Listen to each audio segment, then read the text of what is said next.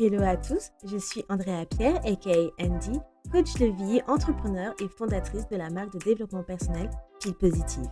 Aujourd'hui, je ne vous emmène pas en séance de coaching, mais je vous guide vers le chemin de l'épanouissement personnel pour une vie meilleure et une meilleure humeur avec The Feel Positive Podcast.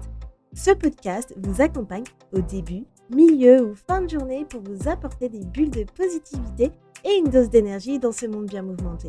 Il n'est jamais trop tard pour se sentir positive et développer un nouvel état d'esprit pour changer votre vie. Alors, restez connectés, il est maintenant l'heure de discuter et de positiver.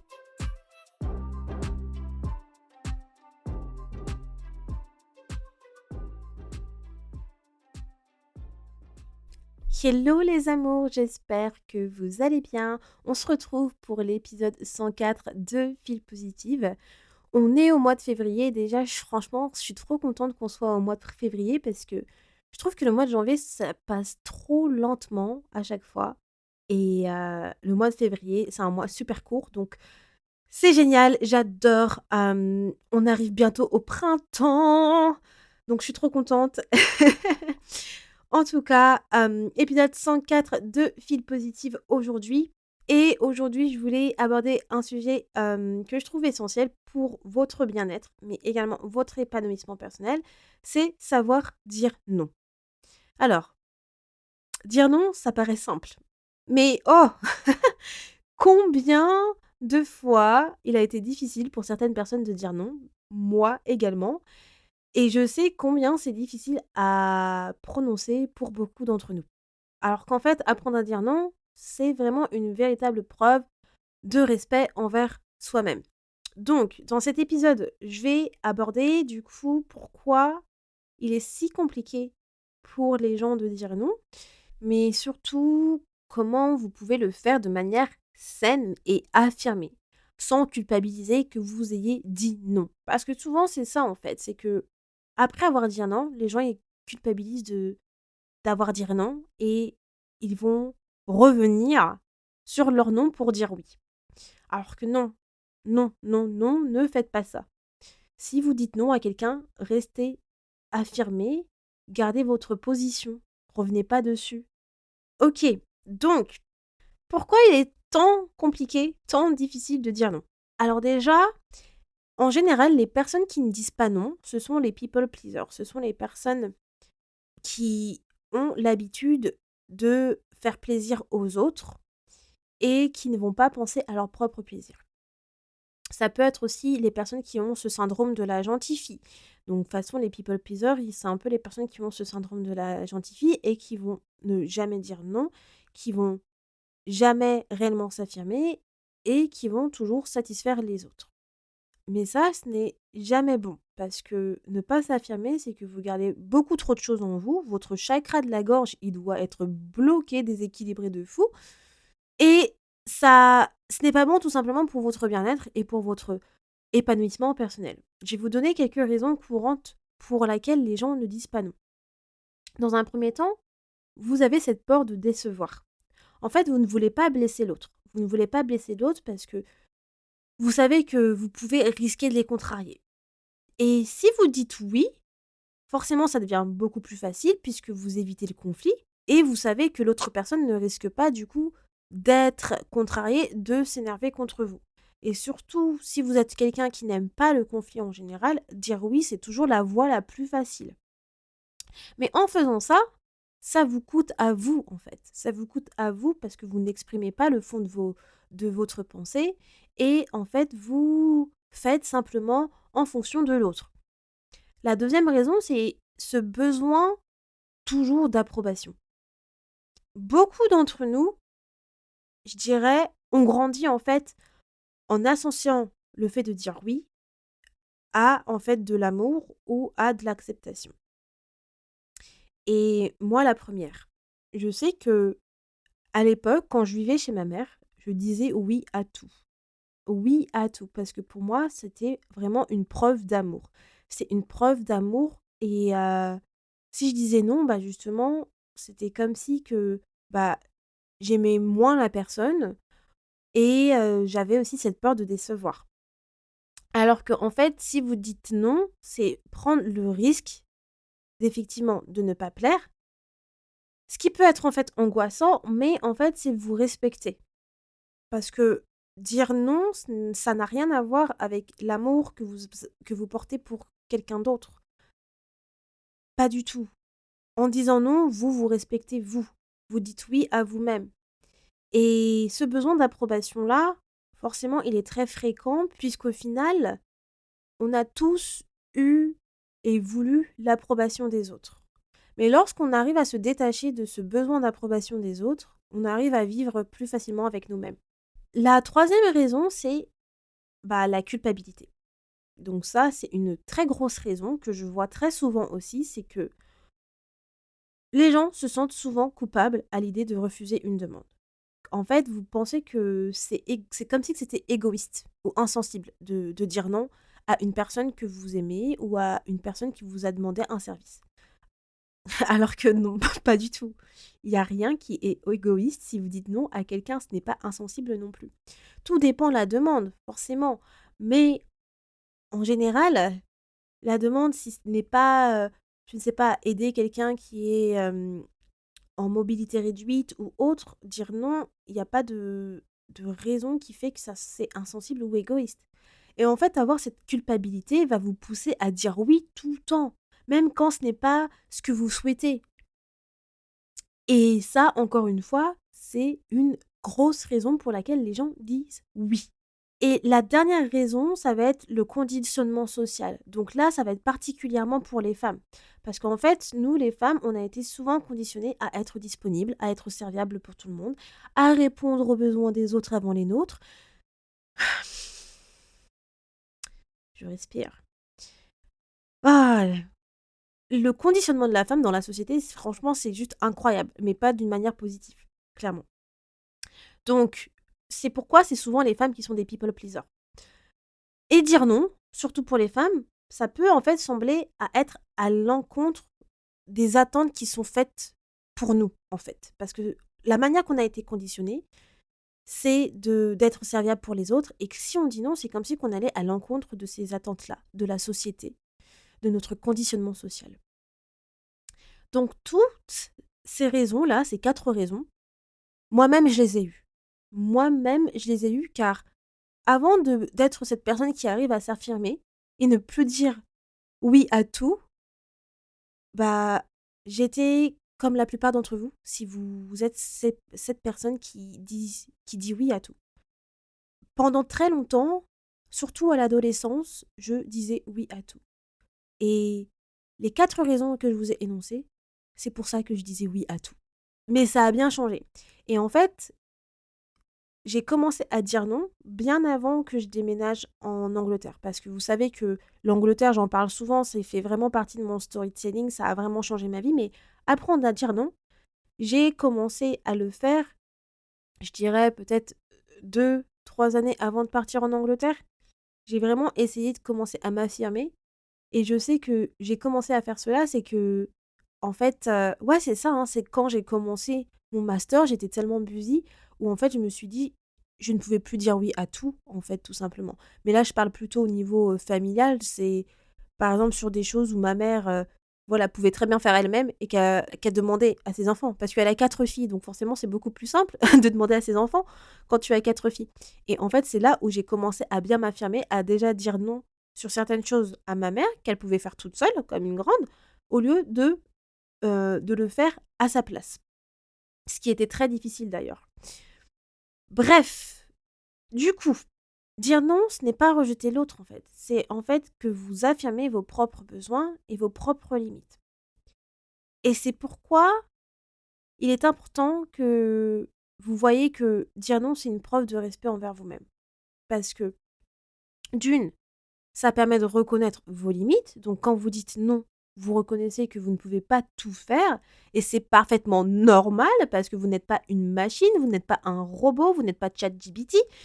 Donc c'est tout à fait normal et personne n'a une énergie ou un temps infini. Donc votre énergie doit être protégée, doit être préservée.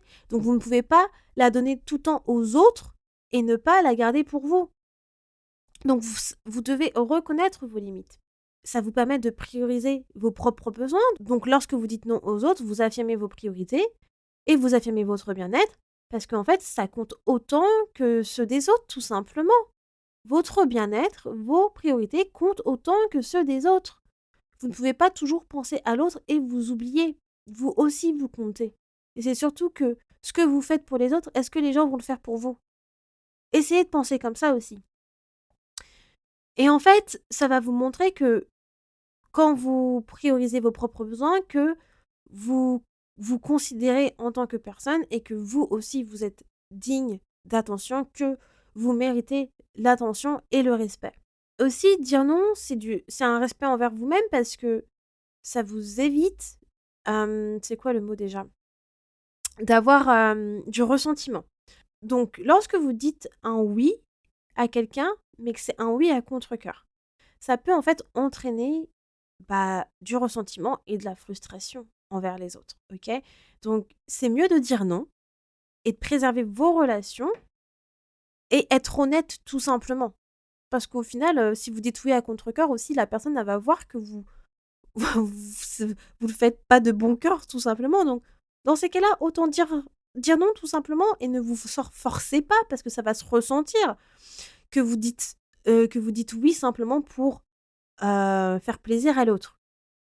Et pour terminer sur cette partie-là où dire non, c'est se respecter soi-même, mon quatrième point, c'est qu'en fait, chaque fois que vous dites non de manière affirmée, vous allez renforcer votre estime personnelle, votre estime de vous-même. En fait, vous allez vous montrer à vous-même que vous êtes capable de défendre vos limites. Donc ça renforce cette estime personnelle, ça va renforcer aussi votre confiance en vous de pouvoir vous affirmer et de pouvoir affirmer vos limites, les défendre, ce qui est super important pour votre développement personnel, en fait. Mais malgré tout ça, il y a toujours des personnes qui vont toujours dire «oui» et qui ne vont pas réussir à dire «non», même si on va leur prouver par A plus B que dire «oui», ce n'est pas une forme de respect envers elles-mêmes. Donc c'est pour ça que j'aimerais terminer cet épisode pour vous donner, en fait, quelques tips pour apprendre à dire non. OK? Donc ces tips, ça ne veut pas dire que ça va fonctionner pour tout le monde, OK?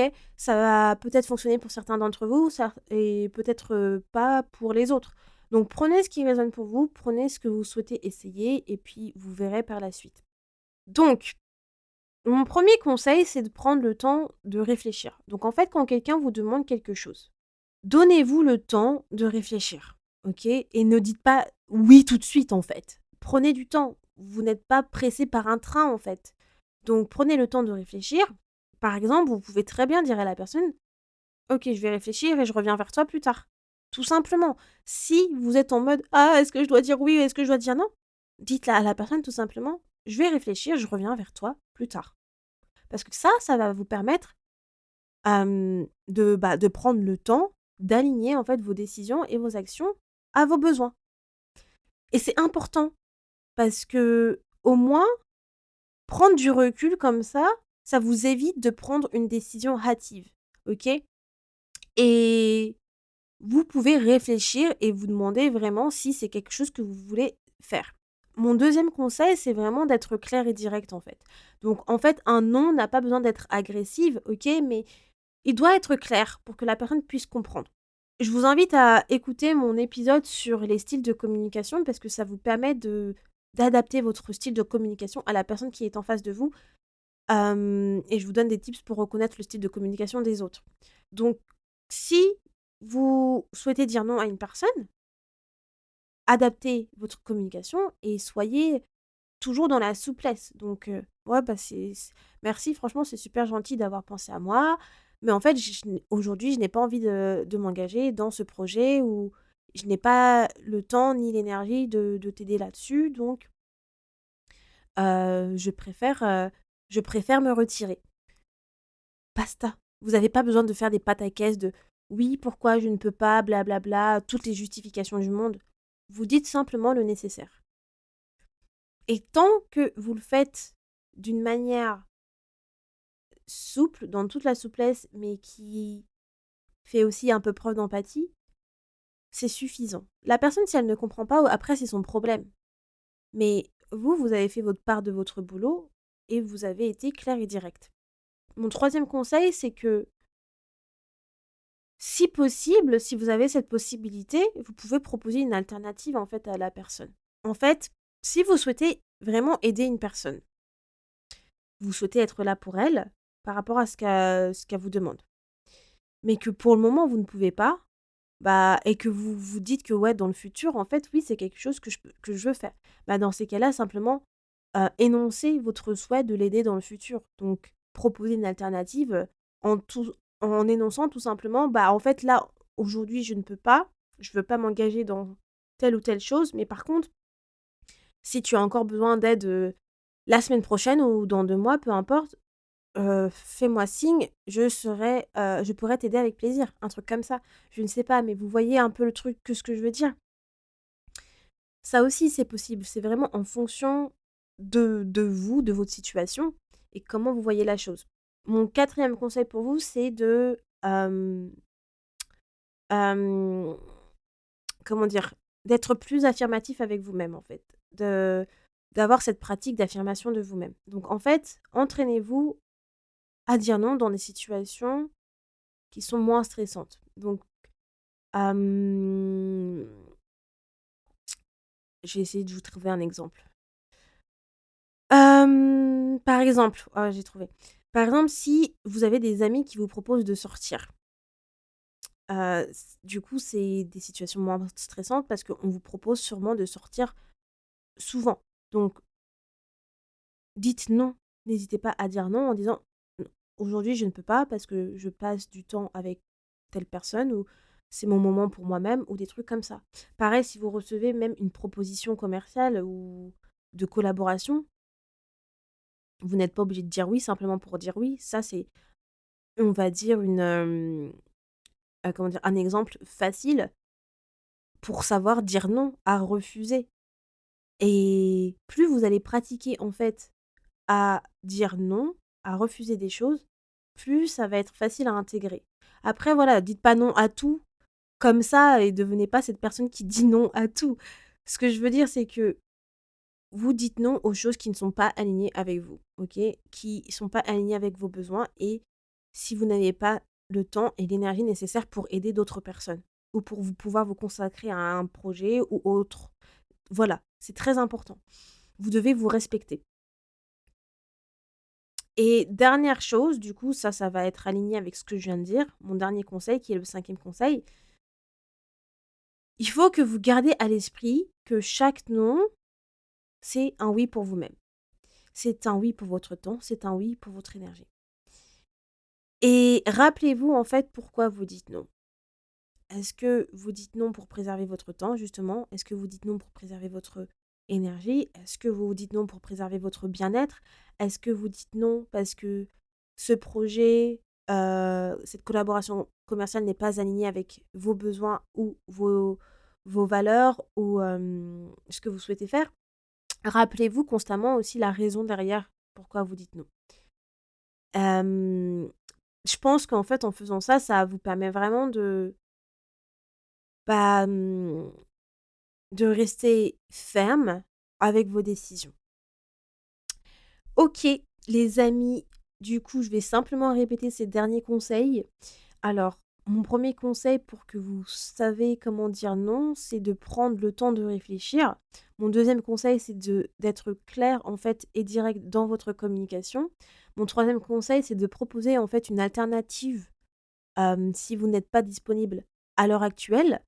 Et mon quatrième conseil, c'est en fait, de pratiquer l'affirmation de soi et pour terminer, mon dernier conseil, c'est de vous rappeler pourquoi vous dites non, en fait, à telle personne, à tel projet ou collaboration. Voilà les amours pour cet épisode. C'était un épisode pas très long donc au final, bah, je suis plutôt satisfaite, hein, du temps que j'ai pris pour cet épisode. Hem, qu'est-ce que je voulais dire avant de terminer? Surtout, surtout ne culpabilisez jamais lorsque vous dites non à quelqu'un, puisque c'est vraiment un acte d'amour et de respect envers vous-même. Et c'est simplement en affirmant vos limites, en étant ferme, que vous allez apprendre à vous respecter et que les autres vont apprendre aussi à vous respecter, mais pas que, mais respecter vos besoins, vos limites.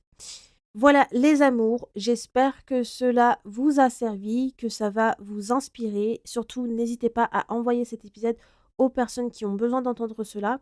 Moi, je vous fais des gros bisous et je vous dis à la semaine prochaine pour un nouvel épisode de Fil Positif. Ciao! Merci beaucoup de ton écoute et d'être resté avec moi jusqu'au bout. Si à la fin de cet épisode tu sens ton humeur changer et tu te sens un peu plus boosté, n'hésite pas à me laisser un avis ou une note sur ta plateforme d'écoute préférée, ça me fera toujours plaisir et j'apprécierai de les lire dans le prochain épisode. À bientôt, positivement, Andy.